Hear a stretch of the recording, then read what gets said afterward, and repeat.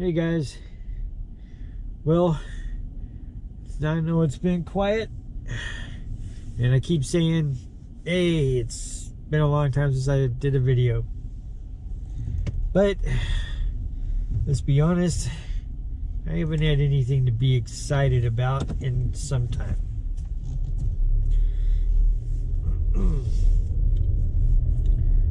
And besides my regular health problems, I ended up catching both strains of the flu at the same time. I don't know how you do that, but I did it. And boy, it put me down for 2.5 weeks. Then of course I was working on my kayak trailer yesterday, which is the purpose for this video. We went ahead and pulled the trigger and started getting things to fix it up so it looked really nice, and I can't wait to show it to you. It's gonna be really good. We got the wife a new kayak. She's gonna get an Attack 140. Thank God it comes with the rudder. If anybody's ever paddled one of the Attacks, you know how much it needs a rudder.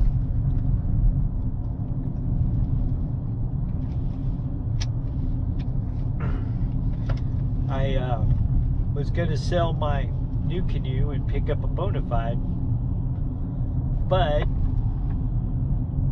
I really love that Pursuit, and I've got so many things already invested in it. I mean, I've got a stand assist bar, I've got a motor, I mean, I've got anchor trolley, paddle clip, the slide mount deal. There's a couple more things I need to pick up to raise the seat just a little bit more, and then I think she'll be good. Now, I talked about this a long time ago when it happened, but I got caught out on the lake. I'm going to make it real short because somebody was asking what they thought about the Pursuit, and it was open water, and it was a calm day. The wind was supposed to get up to around 14-15 miles per hour. That's it. Which was manageable, especially with the trolling motor on the back end of it. So I went out. Well, weather people got it wrong. Big shocker there. And it went from about 5 miles per hour that morning up to around 40 miles per hour with, I don't even know how fast the gusts were, but it was at least 40-45 miles per hour sustained. And we were getting, oh God, about 3-foot swells and waves, and I could not keep that boat turned into the wind to make it back to the boat ramp. That thing was catching waves broadside. This is broadside, mind you, okay? And I don't have a lithium battery. I'm still running a big old Deep Cycle Marine acid lead, and so it's the heavy sucker. So I had that in there, had all my rods, my tackle boxes, black pack, and not a dang thing was strapped down.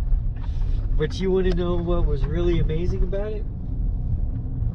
Didn't lose a thing, except for I lost my GoPro.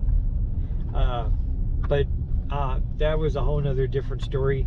Or I wouldn't, if had I not been keeping crashed up to the tree line, and I had it on a different camera mount, I would have never lost that. So, you know, lessons learned. But that whole boat on the inside of it was filled with water. Now, not inside the boat, not inside the door, but where you sit was just, I mean, it was filled with water. And what happened is that wind pushed me up against the tree line, And I was still, gosh, a couple hundred yards from the boat ramp. And I wasn't trolling motor, paddle, what didn't matter. I wasn't making any progress because the way the wind and the waves were hitting me, I just couldn't get out. And so I kind of pushed my way with the paddle along that tree line as far as I could get. And then I used the paddle to check the depth of the water to see if I could touch. And you know, when you're in a deal like that, you don't account for certain things like the fact that it might have a soft mud bottom. Fortunately, it wasn't real soft, but you know, a couple inches matters, you know. But anyway, finally what I did is I got out of the boat, because had I stayed in there and the way those waves were really starting to pick up, it would have probably ended up tipping. It has come close several times, but to the credit of Nucanoe, that sucker never flipped. It took me 3.5 hours to go 200 yards in that boat, because I had to grab the tree limbs and pull along, push the boat about 6 inches to a foot ahead, grab more tree limbs and go. And then you'd get to a place where the trees, there was a break in the trees, and I'd have to wait until just the right moment where the waves weren't hitting and push that boat ahead and then jump over to the next set of trees. But you got to understand, I was tiptoeing because I could not, it was deep enough, and the life vest failed. Okay, the straps got wet and it came up pretty much above my head. Had it not done that, I wouldn't have been able to touch the ground at all, and I'd have been screwed. But anyway, long story short, made it back, and that boat never flipped. And the only reason why I lost the camera is because it was on one of the dog bones, and it was on a, you know, a screw mount. So every time we'd hit the tree line, and it was up in front, so I couldn't reach it, but every time I'd hit the tree line, that camera came unscrewed just a little bit more.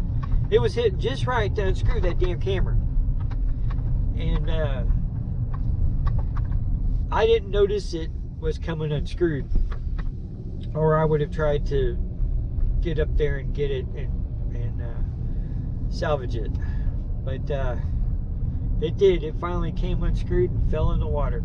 But that was the only thing I didn't lose. No, I didn't even lose bait, if you can believe that. I had a minnow bucket in there. Didn't lose anything. But like I said, lesson learned. That boat was awesome. Now I'm gonna credit most of that with God protected me, but that boat played a big part. I used it to shelter me from the waves as it was coming across, and as also used it as a flotation device. And boy, she'd flip and tip and stuff, but had I not gotten in the water, I would have never made any headway to get back to the boat dock. And there was nobody out the lake. Nobody. Everybody was gone. Like, everybody knew it was coming but me.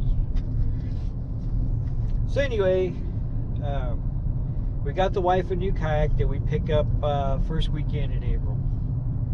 And by then the trailer will be finished. So as soon as I went and I picked up new boards, running boards for it, I decided to stay with wood and carpet instead of the PVC, simply because I don't have her boat here, and I don't know the distance it would be. Plus I'd have to make other changes to the trailer in order to just do a setup like that. And to be quite honest with you, with the straps, I just used it like it was actually built.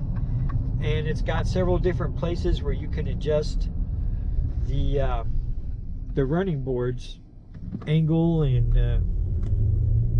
width and everything. So, you know, it's got a lot of advantages of that. So we went and picked up treated 2x4s, and I picked up some new brand new in and out carpet. Got all the boards carpeted last night. I just got to mount the brackets back on there, and then finish painting the trailer.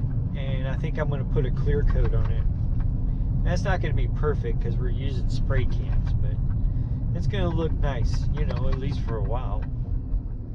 And I'll show you as soon as I get it done. I think you guys will like it.